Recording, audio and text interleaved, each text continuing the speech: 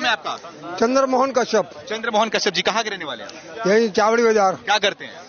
अब तो कुछ भी नहीं करते, बेकार हो गए। उम्र ही 80 साल की हो गई हमारी। 80 साल की उम्र है आपकी? हाँ। 80 साल की उम्र में बहुत सारी सरकारें आपने देखी होगी। हाँ। सबसे बेहतर सरकार कौन सी लगी आपको? हमने तो मोदी की सरकार देखी है। हाँ। पूरी दिल्ली में बम ब्लास्ट होते थे, पूरी दिल्ली के अंदर। हाँ। दिल्ली से लेके कश्मीर चले जाओ, पूरे इंडिया के अंदर बम ब्लास्ट होते थे। हाँ।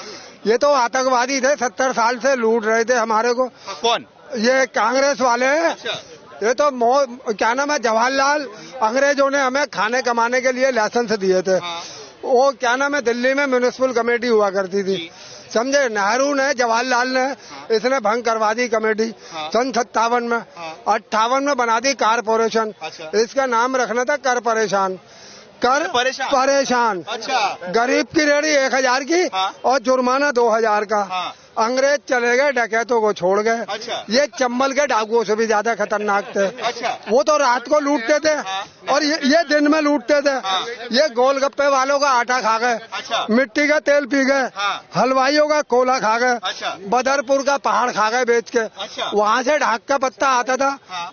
ढाक का पत्ता आता था। बिल्कुल, हाँ। पूरी दिल्ली में सप्लाई होता था। अच्छा। समझे। छोले वाले, गोलगप्पे वाले, हाँ। ये पत्ते में दिया करते थे। हलवाई दोने में सब्जी दिया करते थे। अच्छा। हाँ। हमारी उम्र के हमसे पत्ते ले जाते थे मांग के। हाँ। बेटा 2 पत्ते दे दो। हाँ। हम पूछते थे बाबा क्या करोगे? कहते थे बेटा जोड़ों में दर्द हो रहा है। हाँ। बेटा पैर में सूजन आ गई। बेटा पैर में मोच आ गई। हाँ। आज तुम्हारे को 100 रुपए का भी पत्ता नहीं मिलेगा। अच्छा। ये बदरपुर का पहाड़ भी बेच के खा गए। हाँ। ये तुगलकाबाद का भी पहाड़ बेच के खा गए। अच्छा। ये सड़कों पे पटरी के किनारे 2.5 मन के काले पत्थर होते थे।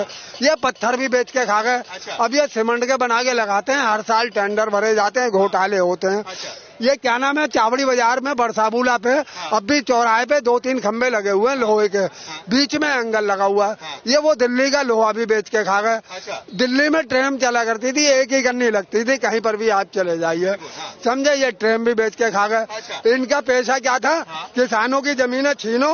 ये किसानों की जमीनें छीनो और सरकारी जमीनों पे नाजायज कब्जे करवाओ, झोपड़ियां डलवाओ, और जब इलेक्शन का टाइम आ जाए तो रात को आग लगवाओ और सुबेरे जाके आलू पूड़ी बंटवाओ। अच्छा। गरीब को और गरीब बना के रखो ताकि ये वोट बैंक है ना, पक्का बना रहे, पक्का बना रहे। अगर ये अमीर हो जाएगा तो हमें वोट कौन देगा? अच्छा। अंग्रेजों ने बांटा हिंदू मुसलमान, कांग्रेस का एजेंडा था। अंग्रेजों ने बांटा हिंदू मुसलमानों को। अच्छा। 200 बरस राज करा। अच्छा। इन डकैतों ने हिंदू मुसलमान को छोड़ो, दलितों को, ब्राह्मणों को भी बांट दिया। अच्छा। इन्होंने मियाँ बीबी को भी नहीं छोड़ा। कांग्रेस वालों ने। शादी होती है, शादी होती है पीछे, पहले मियाँ जी चले जाते हैं जेल और केस बन जाता है दहेज का। अच्छा। शादी हुई नहीं है, लड़का दहेज मांग रहा है, उठाओ डाल दो जेल में।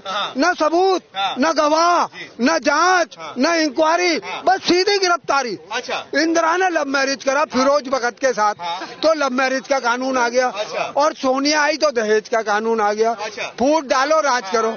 अरे वो ये जो इतना गिना रहे हो आप कि ये बेच दिया, वो बेच दिया, लेकिन कांग्रेस वाले बोल रहे हैं कि मोदी ने देश को बेच दिया। अरे देश को किसने बेच दिया? मोदी ने। देश क्या इसके मोदी के बाप का या इनके बाप का?